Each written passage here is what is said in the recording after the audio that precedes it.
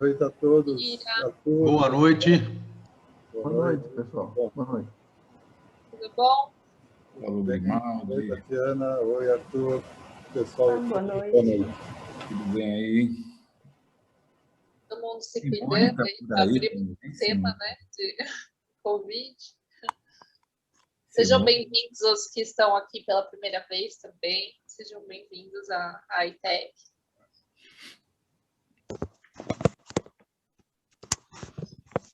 O Paulo é a maquininha dele aí.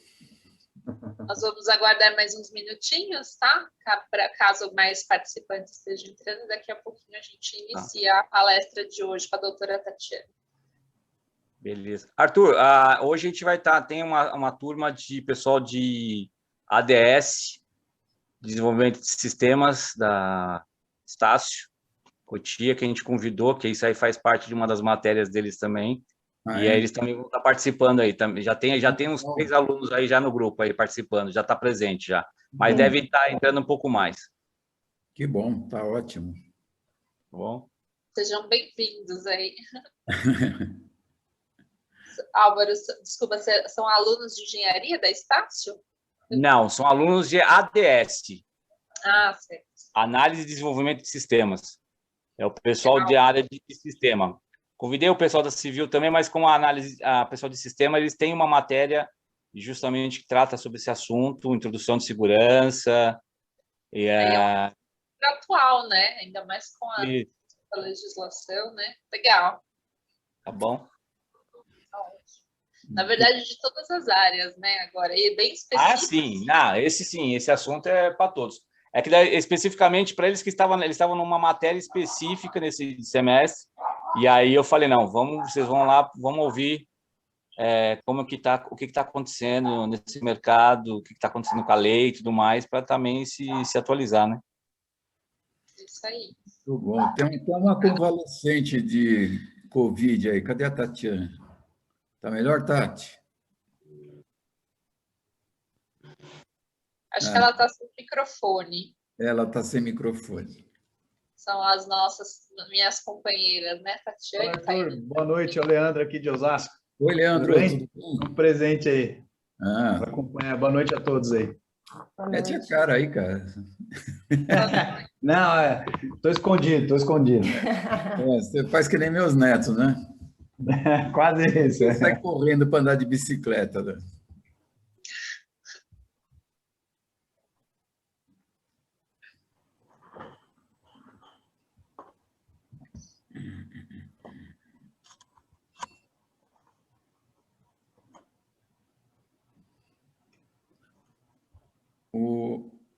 Belit, acho que a gente pode começar já. Tá ótimo. Bom, então, novamente, queria dar boa noite a todos, desejar que vocês sejam bem-vindos aqui à nossa live da ITEC. A ITEC tem se adaptado muito nesses últimos meses, né, quase ano, para o formato online, não deixando de participar, de trazer temas importantes para os nossos profissionais e das outras áreas também, como hoje, que é um tema muito abrangente, né? As perguntas, demais dúvidas que forem surgindo durante a apresentação, elas vão ser respondidas ao final da palestra, tá? Então, se vocês, participantes, quiserem, no final da palestra, levantar a mão, abrir o microfone, fazer a pergunta direto para a doutora Tatiana, ou colocarem no chat, podem fazer isso, tá? E aí vão ser respondidas ao final da palestra. Também informo que essa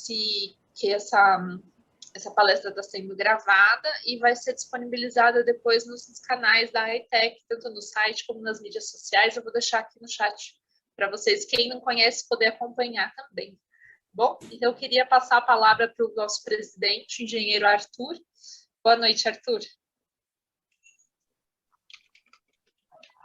Microfone. Sou mestre nisso. Boa noite a todos. Obrigado pela presença. A ETEC está, como a Belit falou, nós estamos procurando fazer aí várias palestras para suprir essa falta de contato que a gente tem através ter contato presencial, né, devido à pandemia. Então, nós estamos fazendo tudo online e é um negócio legal, um negócio novo e que acho que veio para ficar também, né? E nós temos procurado, então, vários temas, né, para levar para os nossos associados, para os interessados. E hoje nós vamos falar sobre a Lei Geral de Proteção de Dados, LGPD, que é um negócio relativamente novo, né? Foi sancionada a lei há pouco tempo, e que ela vai assim entrar para valer a partir de setembro, né? Com autuação, com multas, etc. E é uma coisa muito interessante, porque vai mexer com a vida de todo mundo. Agora nós vamos ter que tomar cuidado mesmo quando aparecer aqueles cookies, né? Você aceita os cookies, não sei o que lá, nos sites, né? Que a gente fala que aceita tudo, né? Para ver logo o que está acontecendo. Então, nós vamos ter que tomar mais cuidado com isso, porque a gente vai estar exposto. E a gente vai estar dando autorização para ser exposto. Então, acho que a doutora Tatiana vai esclarecer bastante para a gente aí, ela vai mostrar como é que funciona isso e o que ela tem feito em termos de trabalho já, com as empresas se adaptando essas novas necessidades, né? Então, doutora, a palavra é sua, faça um pequeno currículo aí o seu e vamos à palestra. Obrigada.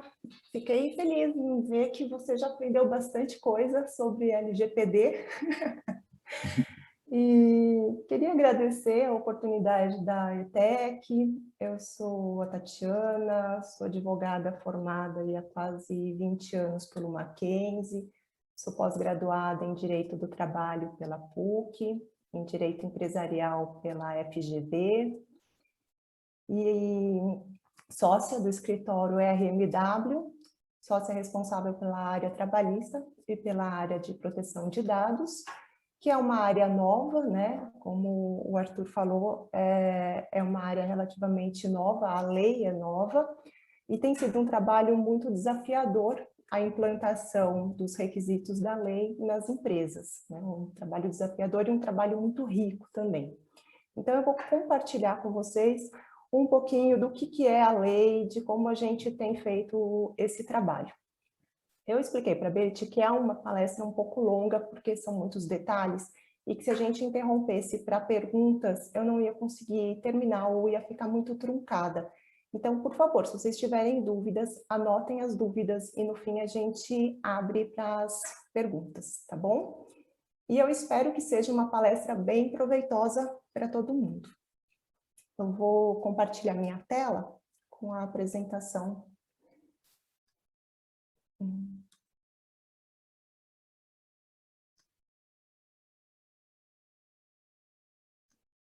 Dá para ver? Tá dando? Sim, ok. Então, tá Ok. bom. Então, vamos lá falar um pouquinho de LGPD, como que ela está mudando as nossas vidas.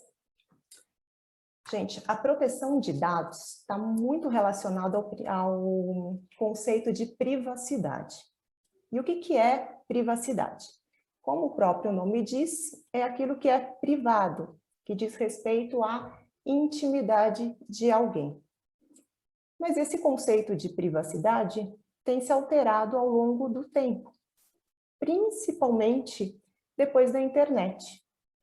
E o que acontece? Antigamente, o conceito de privacidade estava muito relacionado ao nosso corpo físico, né? A nossa imagem, a nossa casa, uma foto.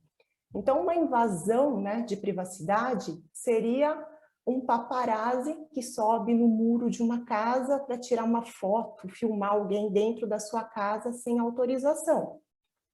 Ou uma carta, né, extraviada, lida por alguém que não era o destinatário da carta. Nessa época, a notícia, ela tramitava muito lenta. A gente buscava informação em revista, em jornal impresso, quer dizer, a notícia que a gente lia era a notícia de ontem, né? Ou de antes de ontem. Hoje não. Hoje a gente pesquisa site de notícia e as notícias vão se alterando a cada 10 minutos. É tudo muito rápido, né? As pesquisas que hoje a gente faz com um clique, antigamente perdia-se muito tempo em bibliotecas, analisando enciclopédias. Então era uma realidade completamente diferente. Hoje não, hoje nós vivemos numa sociedade em rede, né? Uma sociedade completamente conectada. Não existe mais limites, não existe mais fronteiras, né? Então, a velocidade da informação é muito grande. E o número de informações também. Então, isso veio para o bem e veio também para o mal, né? A exemplo aí das fake news. Então, o que acontece? O bullying, que nem tinha esse nome no passado, ficava ali restrito a uma classe com 30 pessoas. Hoje não. Hoje isso vai parar na internet, nas redes sociais, toma uma proporção assustadora, né? A internet é um gatilho de pólvora. Você joga a informação lá e perde completamente o domínio sobre ela, né? Ninguém mais tem controle sobre uma informação que cai na internet. E aí, o que aconteceu? A nossa preocupação com a privacidade passou do nosso corpo físico, como era antes da internet, para o nosso corpo eletrônico. E o que é esse corpo eletrônico? Esse corpo eletrônico é tudo aquilo que a gente faz na internet ao longo da nossa vida.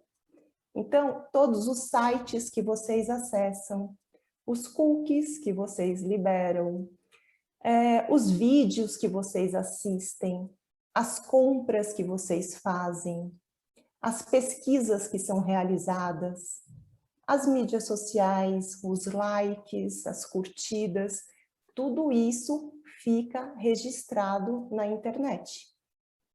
E não só o seu acesso fica registrado também quanto tempo você passa em cada acesso. Então, pessoal, embora a internet traga essa falsa sensação de que nós estamos sozinhos, de que ninguém está vigiando o que a gente faz na internet, na verdade, nós somos 100% vigiados, né? Isso aqui é pior do que o Big Brother. Então, o pessoal até brinca. Ah, mas é mais fácil conhecer uma pessoa pelo seu rastro eletrônico, né, que está registrado na internet, do que pelos apontamentos do seu psiquiatra. E é verdade. Exatamente por causa da falsa sensação de que nós estamos sozinhos. Para quem gosta do tema, e é um tema muito interessante, tem 2 documentários na Netflix que eu recomendo, né, que eu assisti e recomendo. Um deles é o Dilema das Redes e o outro é Privacidade Hackeada. O conteúdo é assustador, mas vale a pena assistir. Então, essa quantidade de dados que circula, né, que a gente consome, acabou caracterizando a nossa sociedade como uma sociedade da informação. Nós somos a sociedade da informação. E muito atrelado a isso, está aquela máxima aí divulgada na mídia, né, que fala, os dados são o novo petróleo. Vocês já devem ter ouvido falar isso. E por que isso é dito? Porque no século XX, quem tinha petróleo tinha riqueza, tinha poder. No século XXI, quem tem dado, quem tem informação, tem riqueza e tem poder, né? O acesso ao dado, né, a utilização desses dados pessoais, caracterizam o maior ativo empresarial da sociedade contemporânea. Quanto não sai na frente uma empresa que tem acesso a esses dados, que sabe o comportamento do seu público-alvo, não é verdade?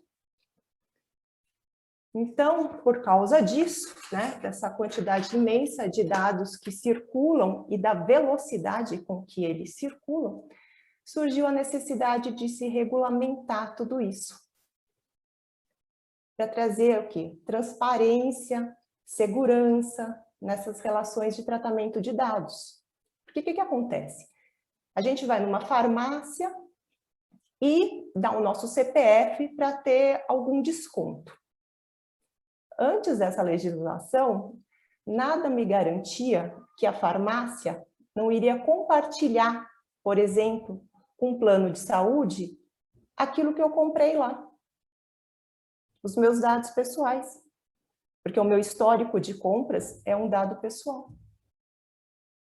Ou então, quem nunca passou por isso? Você vai no stand de vendas para visitar um empreendimento imobiliário.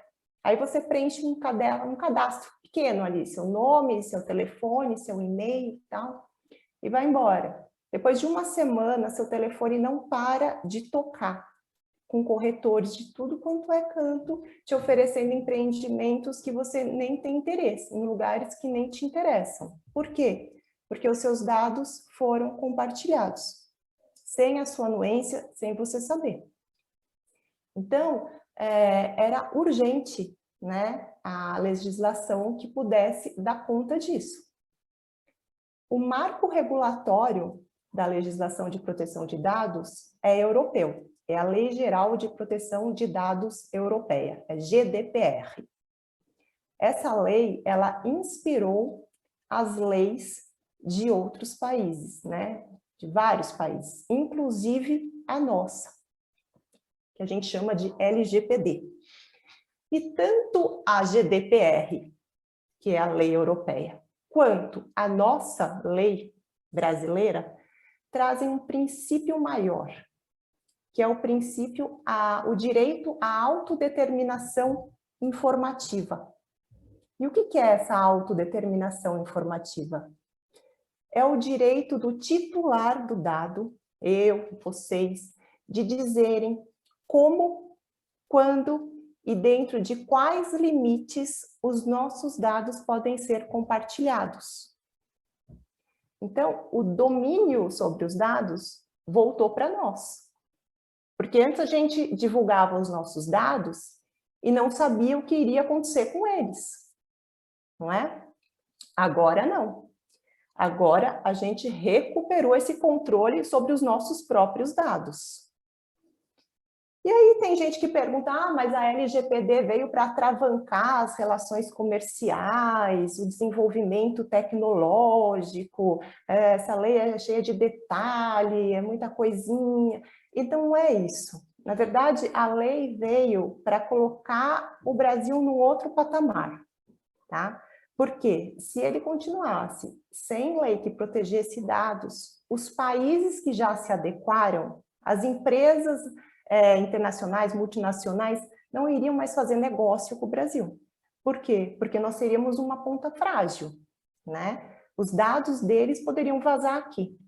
Então, isso veio para trazer mais segurança e mais transparência nas relações, ok?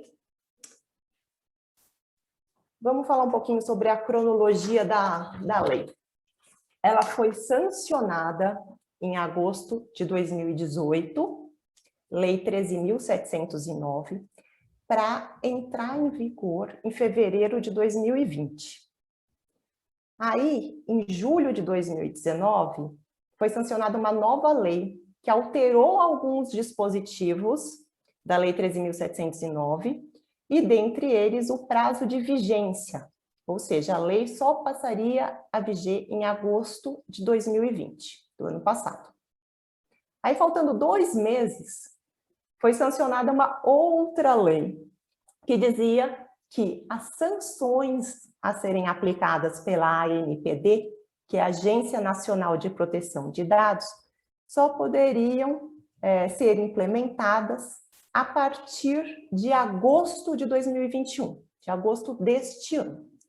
mas a lei, exceto essa parte das sanções pela ANPD, entrou efetivamente em vigor em setembro de 2020, setembro do ano passado. Então, ela já está valendo e já pode ser aplicada pelo judiciário, tá? Apenas as sanções pela ANPD, a fiscalização e as multas pela ANPD é que ainda estão pendentes aí, ficaram para agosto desse ano. Ou seja, o titular do dado, eu e vocês, os órgãos de proteção do consumidor, a exemplo do PROCON, o Ministério Público, já podem ajuizar ações para garantir os seus direitos com base nessa lei. A lei já está vigente, tá bom? Agora vamos passar para algumas conceituações importantes para a gente entender melhor a lei, a começar aí do dado pessoal. O que é um dado pessoal? É qualquer dado que se refere a uma pessoa natural. Vejam, pessoa natural, pessoa física. Essa lei não protege dados de pessoas jurídicas. Pessoas jurídicas são... Os dados de pessoas jurídicas são protegidos por outras leis. Essa lei trata especificamente de pessoa natural, pessoa física.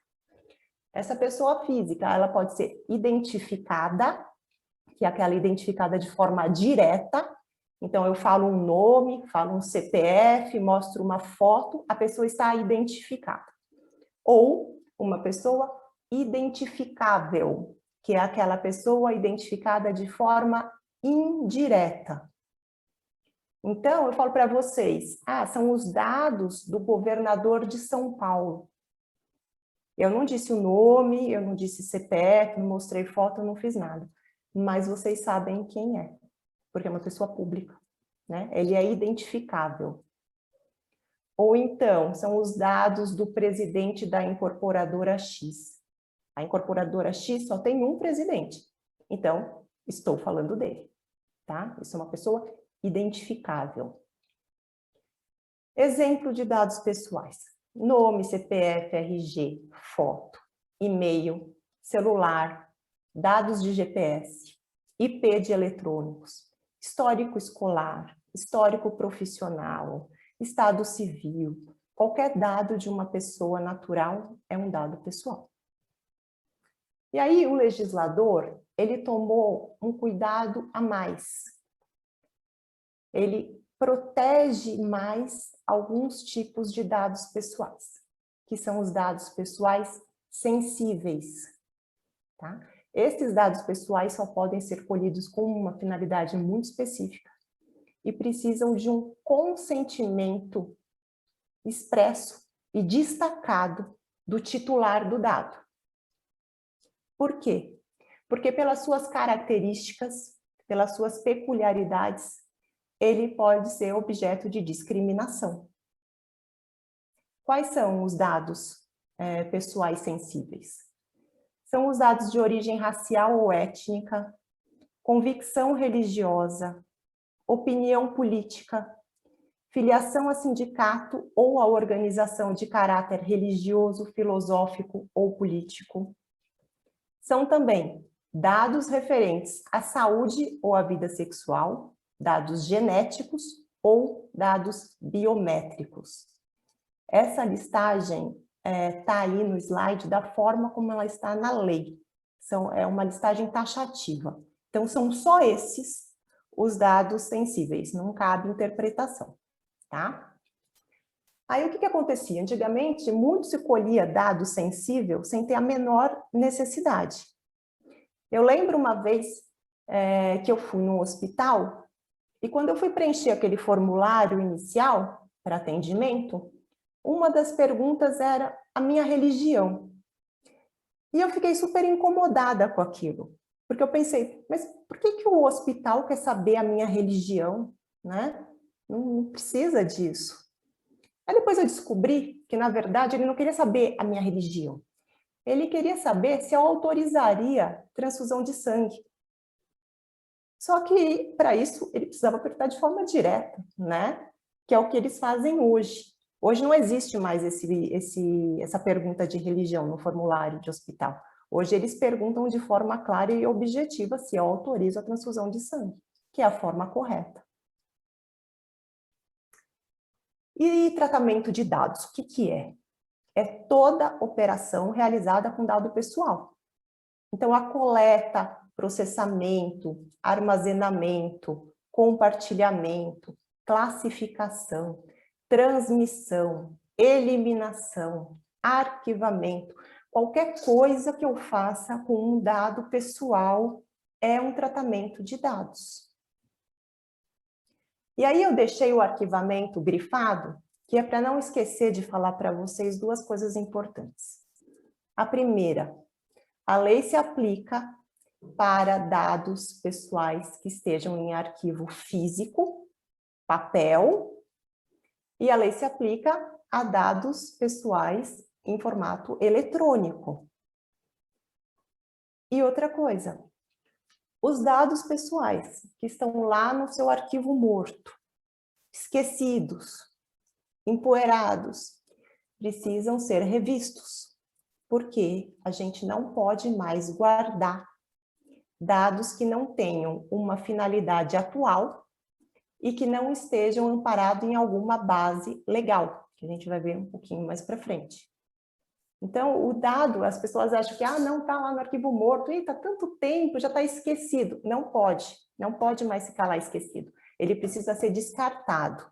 Então, a gente tem que fazer aí uma revisão nesses arquivos mortos para ver o que que tem lá e o que que pode ser, o que que deve ser descartado. Tá bom? A quem se aplica a Lei Geral de Proteção de Dados? Se aplica a quem faz tratamento de dados. Então, se aplica a pessoas naturais, pessoas físicas, que fazem tratamento de dados com finalidade profissional, com finalidade econômica, se aplica a pessoa jurídica de direito público ou privado. Mas Tatiana, a minha empresa ela é tão pequena, ela tem um empregado só. Se aplica a LGPD?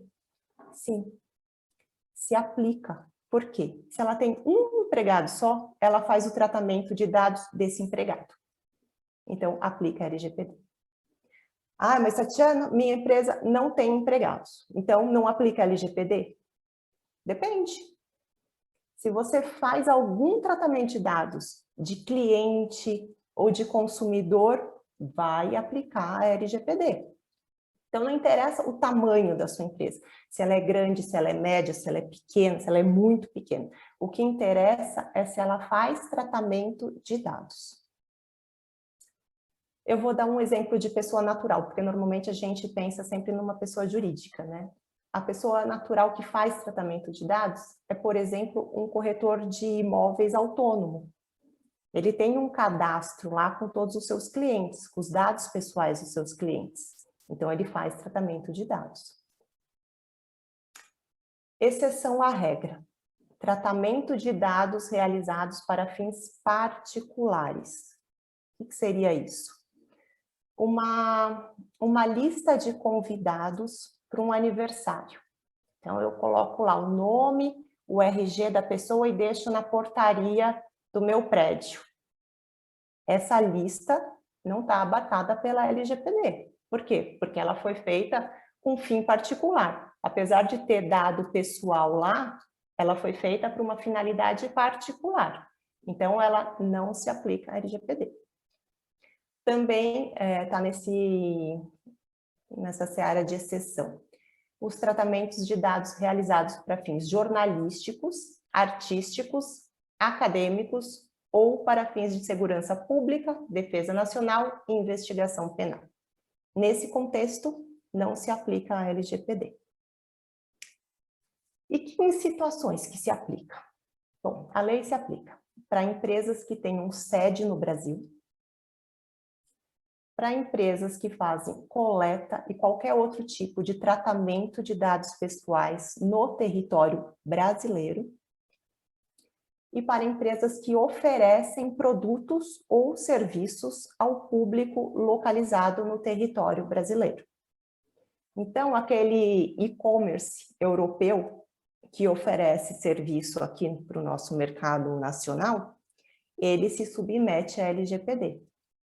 Ah, mas ele é europeu, não é a GDPR que se aplica a ele? Também se aplica a GDPR, porque é um e-commerce europeu, e se aplica a LGPD, porque ele está vindo aqui no nosso território buscar mercado. Tá? Então, não importa a nacionalidade do titular do dado. Se eu pegar o dado de um alemão que está residente aqui no Brasil, aplica a LGPD. Não interessa onde os dados são armazenados. Eu coletei aqui, armazenei no Amazon, na Califórnia, aplica a LGPD. Não importa o país sede da empresa. A sede fica fora do Brasil, não importa. Se tem tratamento de dados no Brasil, aplica a lei brasileira. Tá bom? Partes atuantes no tratamento de dados. Então, nós temos lá a figura do titular, que é a pessoa física a quem os dados pessoais se referem, somos nós, né? É a pessoa física que informa os dados. Nós temos o controlador, que é a empresa que determina a finalidade daquele tratamento de dados e que toma todas as decisões sobre esses dados coletados. A empresa controladora, pela lei, precisa nomear um encarregado.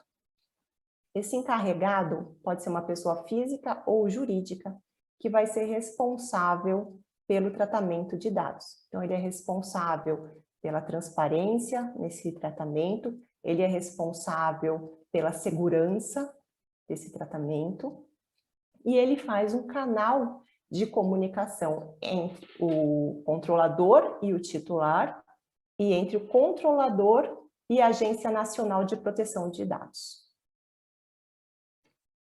Temos também a figura do operador. O operador é a empresa que faz uma parte do tratamento de dados a mando do controlador. Então, os dados são do controlador e ele compartilha esses dados com um operador, uma outra empresa, para fazer algum tipo de tratamento de dados. Então, o que seria isso?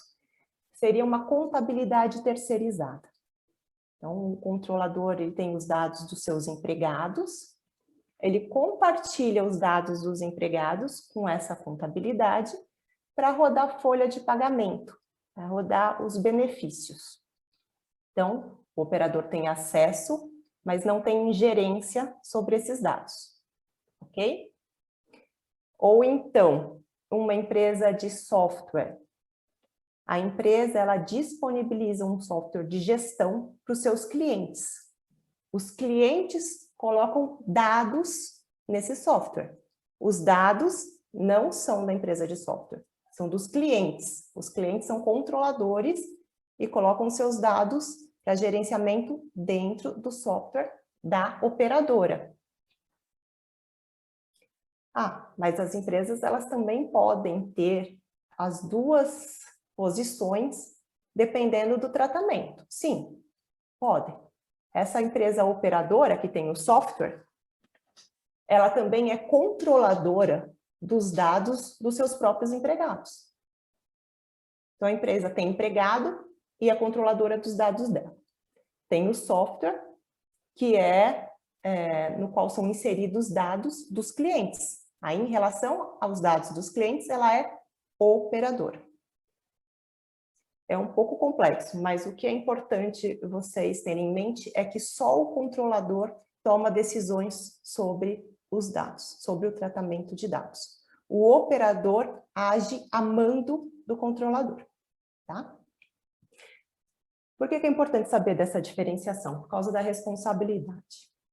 Ambos têm responsabilidade em caso de vazamento de dados, mas o controlador é que responde perante o titular, perante a ANPD.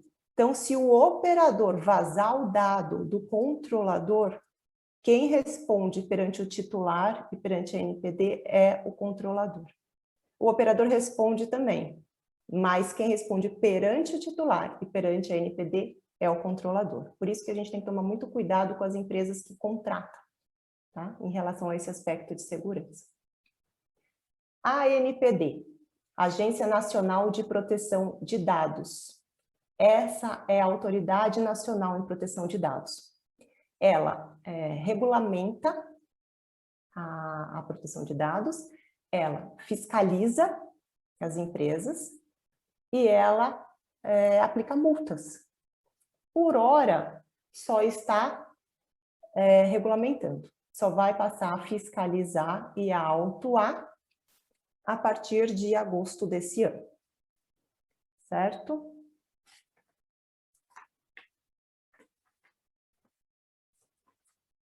Esses daqui, esses balõezinhos todos, são os princípios que norteiam a lei. Tem 3 princípios que são os mais importantes, são esses princípios aqui de cima. Princípio da adequação, da finalidade e da necessidade. Eu só posso coletar um dado se esse dado tiver uma finalidade específica, se ele for absolutamente necessário e adequado. Então, se eu vou numa loja de roupa e compro uma blusa, na hora de pagar, a vendedora fala para mim, você precisa preencher um cadastro para terminar a compra. Tudo bem. Aí, ela me pergunta o meu nome. Meu nome, ok. Meu CPF, ok também, né? Vai fazer a nota fiscal. Endereço. Meu endereço também, porque precisa pôr o endereço na nota fiscal. Meu e-mail. E-mail também, porque a nota fiscal eletrônica pode ser enviada pelo e-mail. Ok. Aí ela começa. Seu estado civil. Meu estado civil?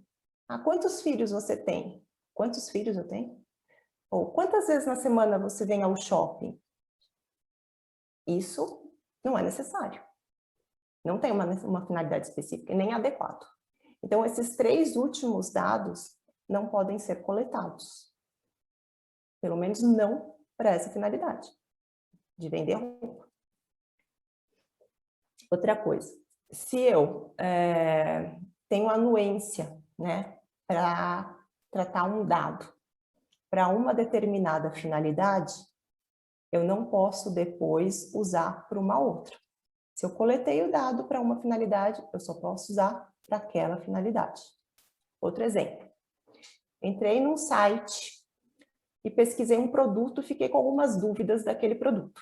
Aí eu vi que tem um serviço de chat. Por exemplo, vou usar o serviço de chat para tirar as minhas dúvidas.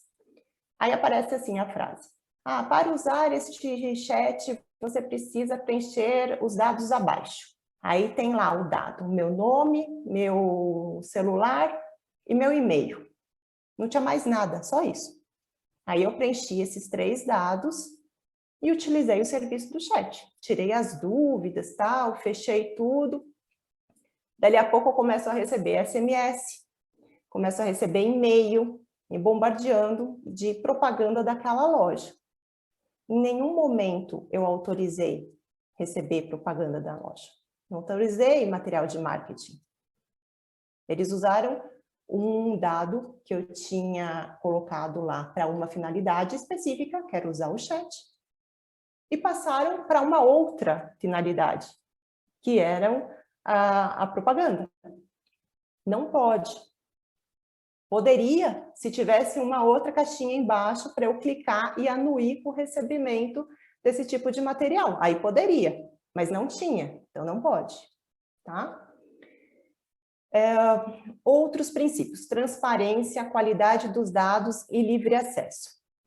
O que é isso? É a finalidade de informar de forma clara e objetiva para o titular dos dados como esses dados vão ser tratados. Então, eu preciso dizer para qual finalidade, eu preciso dizer se vai ter compartilhamento desses dados, quanto tempo os dados vão ficar retidos, como vai acontecer esse descarte, Se o titular quiser acessar o dado dele, como ele faz? Se o titular quiser retificar o dado dele, como ele faz? Se o titular quiser excluir o dado dele, como ele faz? Todas essas informações precisam ser dadas para o titular. Princípio da não discriminação. Eu não posso usar um dado pessoal coletado de forma discriminatória. E aqui, eu não estou nem falando de dado sensível, que a gente já viu ali atrás. Estou falando de qualquer dado. Porque vocês vejam que um simples CEP pode ser utilizado de forma discriminatória. Se eu estou num processo seletivo, eu posso classificar os meus candidatos conforme o CEP. Ou posso eliminar candidatos conforme o CEP. Então, eu estou usando este dado de forma discriminatória. Isso também é vedado pela lei. Princípio da prevenção, que é pensar na segurança do dado desde o início do ciclo de vida do dado. Então, desde o momento em que eu coleto aquele dado, eu preciso pensar em como deixá-lo seguro. Esse é o princípio da prevenção. Agora nós vamos para a parte mais importante. Tá? Esse é o slide mais importante da palestra. A gente vai falar sobre as hipóteses de tratamento de dados pessoais. Então, para a gente tratar um dado, ele precisa estar embasado em uma dessas 10 hipóteses que a lei prevê. Se eu não conseguir adequar ele a nenhuma dessas hipóteses, eu não posso fazer o tratamento do dado. A mais importante, né, a que a gente mais usa, a mais segura, é o consentimento do titular. Se você tem o consentimento dele, você está bem resguardado. Só que o consentimento, né, que é a anuência, a concordância dele, não pode ser qualquer manifestação. Ela tem alguns requisitos. O primeiro, a manifestação ela deve ser livre. O titular tem que ter a opção, a escolha de concordar ou não com aquele tratamento. Então, se eu baixo um aplicativo de foto e o aplicativo só me libera o serviço se eu der para ele o acesso à minha geolocalização, essa anuência não é livre. Por quê? Porque se eu não der, eu não uso o aplicativo e eu quero usar o aplicativo. Então, a geolocalização não é necessária para o aplicativo. Ele não poderia vincular uma coisa a outra. Então, essa minha manifestação seria viciada, seria nula. Diferente do caso do Waze, por exemplo, que é imprescindível eu liberar a minha localização via GPS para poder usar o aplicativo.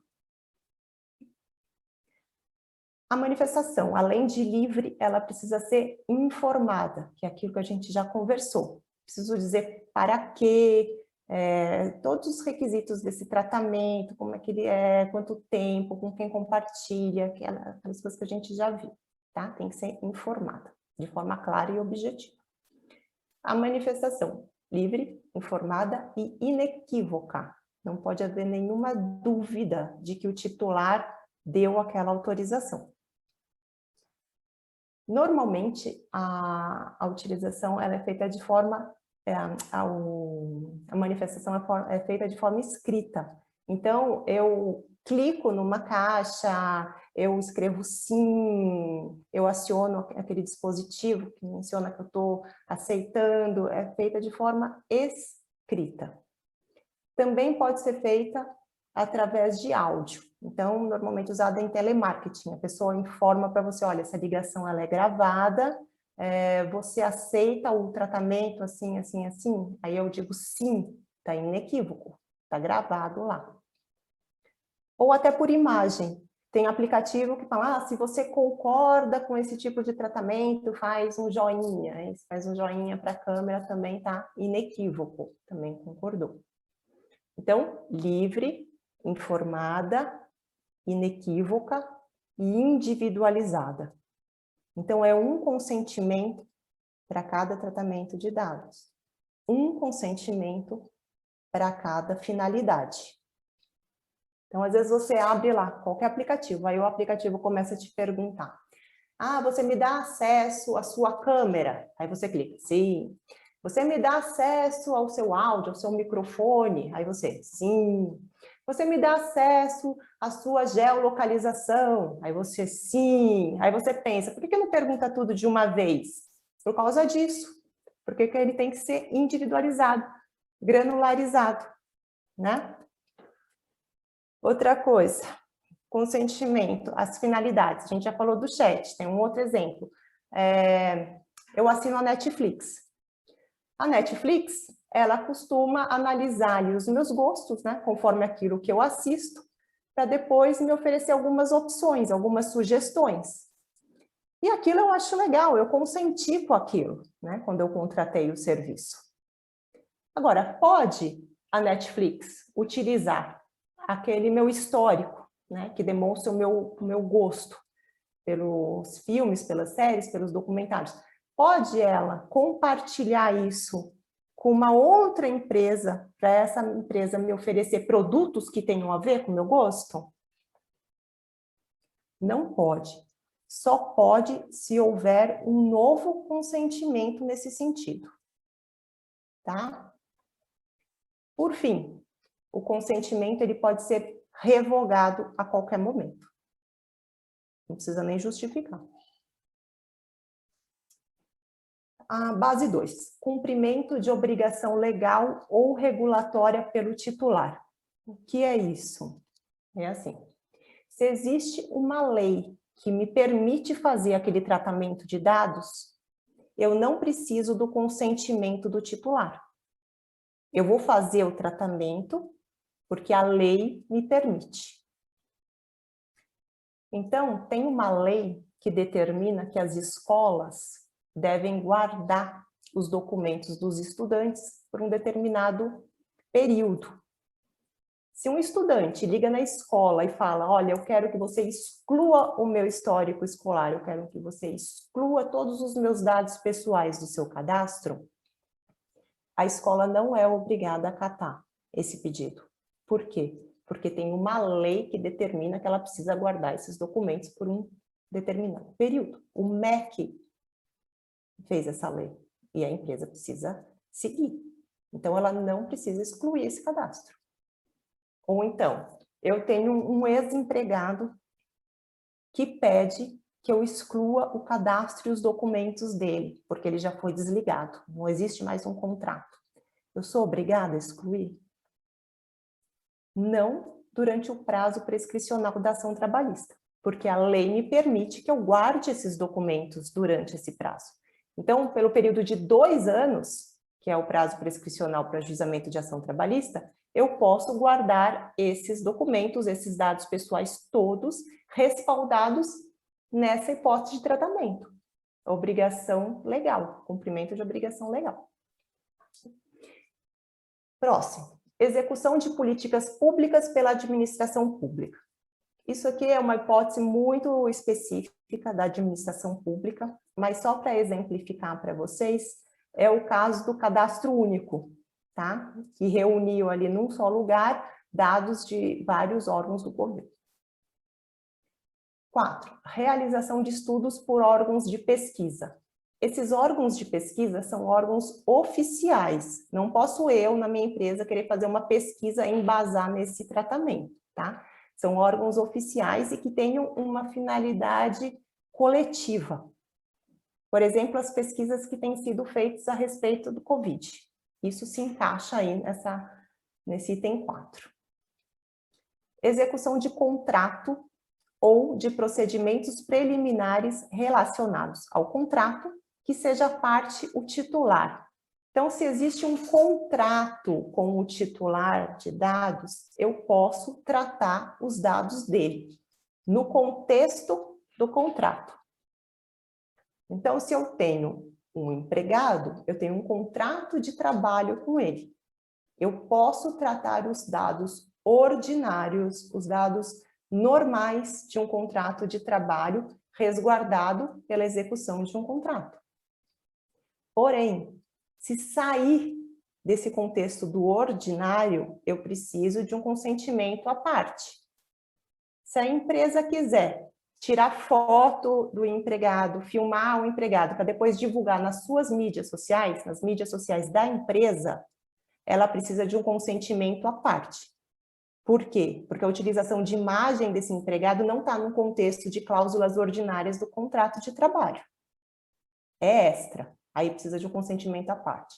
Para tratar os dados normais, aqueles dados que a gente compartilha ali, que a gente envia todo mês para o e-social, eu não preciso do consentimento, tá? O que seriam esses procedimentos preliminares? Seriam, por exemplo, os procedimentos de seleção, recrutamento e seleção. São procedimentos preliminares ao contrato. Então, enquanto estiver rolando o processo de seleção, eu posso sim tratar os dados dos candidatos. Acabou o processo de seleção, eu tenho um candidato, eu preciso eliminar os dados de todos os outros que não foram selecionados, porque eu não vou ter mais base legal para reter esses currículos, esses dados, tá? Preciso descartar. Ah, mas e se eu quiser ficar com esses currículos mais uns meses, vai que tem um outro processo seletivo e eu posso utilizar? Se você quiser ficar com esses currículos, você precisa do consentimento do titular do dado. Aí, ou quando ele entrega o currículo, ele anui, ou quando ele está fazendo, anexando, né, em alguma base eletrônica, tem lá um checkbox para ele anuir com a manutenção do currículo por mais algum tempo. Mas isso tudo que tem que ser à parte, tá? Para aquele processo seletivo, acabou aquela etapa, eu preciso eliminar os dados. Exercício regular de direito em processo judicial, administrativo e arbitral. Isso aqui é usado por advogado, né, para defender os interesses do cliente, porque a gente tem acesso a muitos dados pessoais e a gente justifica nesse exercício regular de direito em processo judicial. Assim como o pessoal da área de saúde, médicos, hospitais, clínicas, vigilância sanitária, justificam nesse 8 aqui, que é tutela da saúde. Proteção da vida e da incolumidade física do titular ou de terceiro. Isso aqui é usado em situações extremas, quando tem risco de morte, ninguém vai ficar perguntando se a pessoa anui, consente com o tratamento do seu dado. Aí você pode, de fato, fazer o tratamento com base na proteção da vida e da incolumidade física. 9.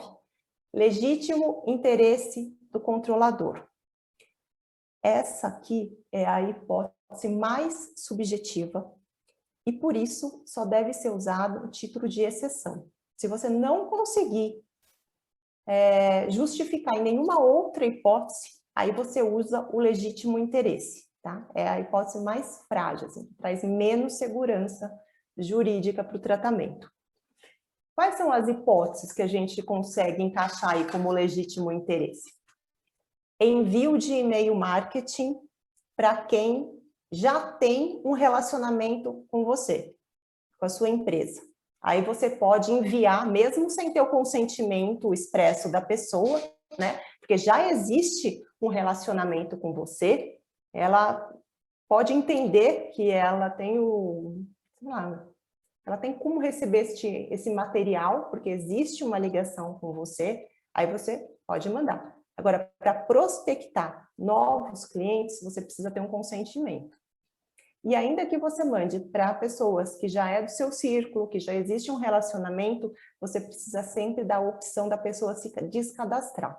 Tá? Quando você recebe os e-mails de propaganda embaixo, tá ali, se você não quiser mais receber, clique aqui.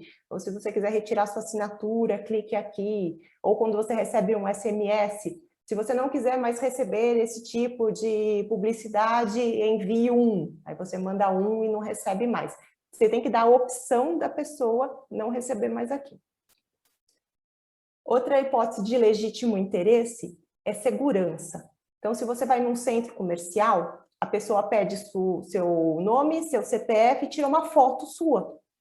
Ela pode fazer isso? Sim, ela pode, baseado nesse legítimo interesse, né?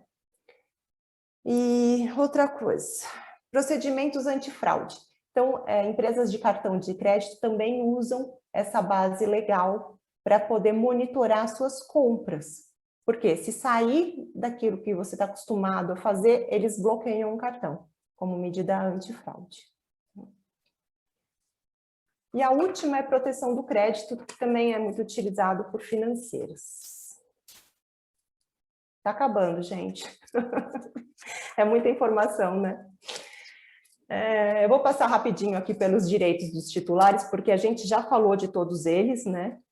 De forma espaçada. Então, agora a gente vai compilar todos eles.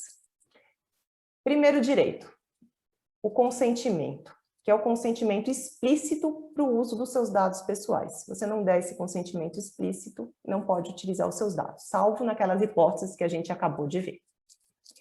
Revogação do consentimento. Revogar o consentimento a qualquer momento, sem precisar justificar. Acesso às informações. O titular pode pedir para o controlador quais são os dados que eles têm a seu respeito e para qual finalidade eles são utilizados. E o controlador tem 15 dias para responder. Tá? Isso é um direito do titular. Correção dos dados. O titular também tem o direito de corrigir os seus dados e de eliminar os seus dados. Então, se ele, por acaso, não tem um login e uma senha para fazer isso sozinho, o controlador precisa ter um canal de comunicação, né, para o titular solicitar essa providência. Anonimização, bloqueio ou eliminação. Isso diz respeito a um ou alguns dados. A anonimização é um processo técnico através do qual o titular do dado não fica mais identificado nem identificável. Ele perde essa qualidade, ele deixa de ser um dado pessoal, porque você não consegue mais identificar quem era o titular. O titular tem o direito de pedir isso. Bloqueio ou eliminação de algum dos seus dados. Portabilidade. Sou o correntista do Bradesco e quero fazer um financiamento no Itaú porque está com uma taxa melhor. Posso pedir a portabilidade dos meus dados do Bradesco para o Itaú. Eliminação dos dados. Esse aqui é o direito ao esquecimento, ou seja, para você apagar todo o cadastro do titular do seu banco de dados. Tá? Não é só para um ou outro dado, para todos os dados. Informação de dados compartilhados. Também tem a ver com aquele princípio da transparência. Você precisa informar com quem que os dados do titular são compartilhados e para qual finalidade. Direito de oposição. É o direito de se opor a algum tratamento de dado. Por exemplo, aqueles tratamentos que são automatizados, que formam, né, com base no seu histórico, o seu perfil de compra, ou o seu perfil profissional, o seu perfil pessoal, você tem o direito de se opor a isso. Aí, pessoal, algumas perguntinhas para a gente fazer, para ver se estamos no caminho, se estamos adequados, se estamos parcialmente adequados, ou se precisamos começar a implementação. Realizo o tratamento de dados pessoais? Coleta, armazenamento, processamento, compartilhamento, etc. De que forma esses dados são colhidos?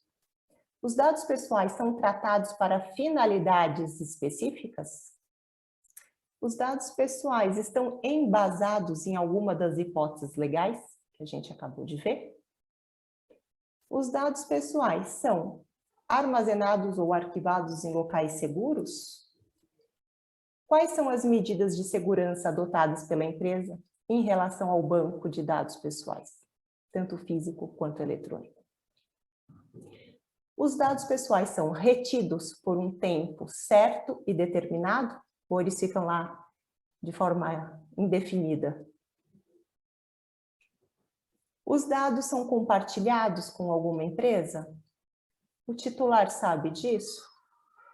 E essas empresas que compartilham têm cláusulas de adequação à LGPD? Os titulares que você tem os dados têm direito de acessar, de retificar, de excluir os seus dados? Existe um canal de atendimento para isso? A empresa tem uma política de governança, uma política de privacidade, política de cookies, termos de consentimento? Essas são algumas perguntas que a gente pode fazer para saber em que caminho estamos em relação à adequação. E por que eu devo me adequar?